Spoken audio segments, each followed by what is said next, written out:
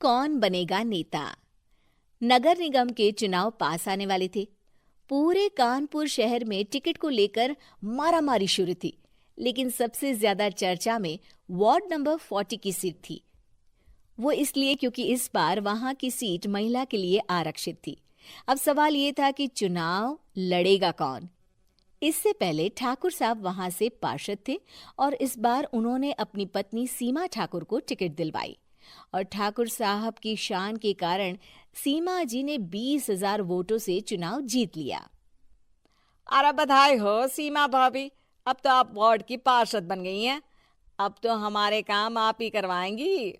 अरे ये तो सिर्फ नाम की पार्षद बनी है, वो तो महिला सीट आ गई, वरना पार्षद तो मुझे ही बनना था। अब भले ही चेहरा इसका होगा, लेकिन पावर तो मेरी ही होगी। अरे वाह भाई साहब, क्या दिमाग लगाया है आपने भी। आइए आप लोग, खाना लगा दिया है सबके लिए। सीमा जी पार्षद बन चुकी थीं, फिर भी उनकी एक ना चलती। सारे काम ठाकुर साहब खुद ही संभाल लेते और जहां जरूरत पड़ती वहां सीमा जी का अंगूठा लगवा लेते। सीमा जी ज्यादा पढ़ी लिखी भी नहीं थी। एक दिन ठाकुर साहब और सीमा एक प्रोग्राम में जाते हैं। अरे ठाकुर साहब, आप आ गए। ओहो, पार्षद मैडम भी आ गई हैं। स्वागत है आप दोनों का।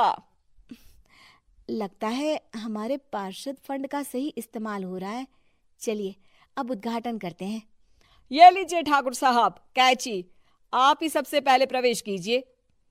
सब लोग आगे निकल जाते हैं और सीमा जी पार्षद होने के बावजूद भी पीछे खड़ी रह जाती हैं।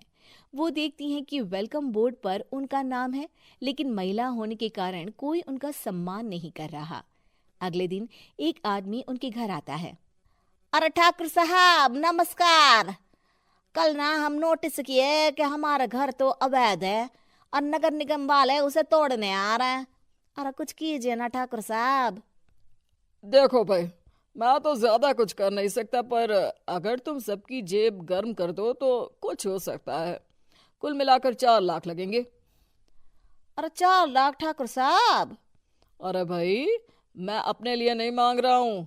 दरोगा है, इंजीनियर बाबू है, बड़े साहब है, सबको देना पड़ता है ना थोड़ा थोड़ा। बोलो है मंजूर? तभी वहां अचानक सीमा जी आ जाती हैं। अरे ये आप क्या कर रहे हैं? पहले इन्हीं लोगों से तो आपने वोट मांगे, अब इनसे ही पैसे ले रहे हो।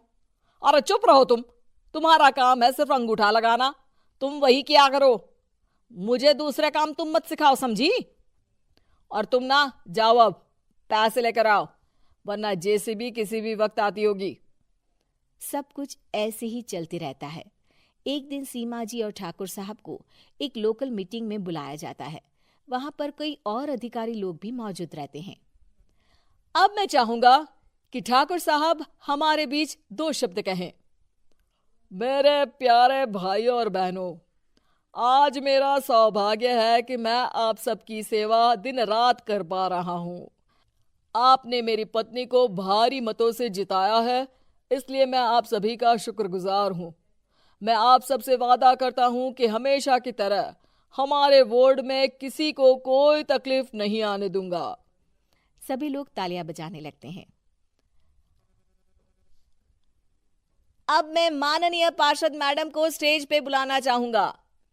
अपने नाम को बुलाया सुनकर सीमा जी एकदम चौंक जाती है।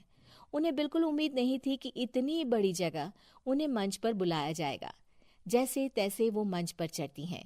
ऊपर जाते ही सीमा जी को सारी पुरानी बातें याद आ जाती हैं कि किस तरह उनके पति उन्हें कभी भी आगे बढ़ने नहीं देते और उनके नाम से गलत काम करते हैं। वो बोलने लगती हैं। मैं आपके वार्ड की पार्षद सीमा हूं। आप में से बहुत कम लोग ही मुझे जानते होंगे, क्योंकि इससे पहले मुझे कभी ऐसा मौका ही नहीं मिला। सारे मौके मेरे पार्षद पति यानी आपके ठाकुर साहब ही लेते रहे, लेकिन आज ये मौका मुझे मिला है तो मैं इसे ऐसे ही नहीं जाने दूंगी। मैं आपको ये बताना चाहती हूँ कि आपके ठाकुर साहब मेरे नाम की आड़ में गैर कानूनी काम करते हैं, जिस पर अंगूठों के निशान मेरे होते थे। इसीलिए मैं अपनी गलती मानती हूँ और आज अपने पद से इस्तीफा देती हूँ, ताकि आगे से कोई गलत काम ना हो पाए। अब फैसला आप सबके हाथ में है कि आप हमें क्या सजा देना चाहते हैं।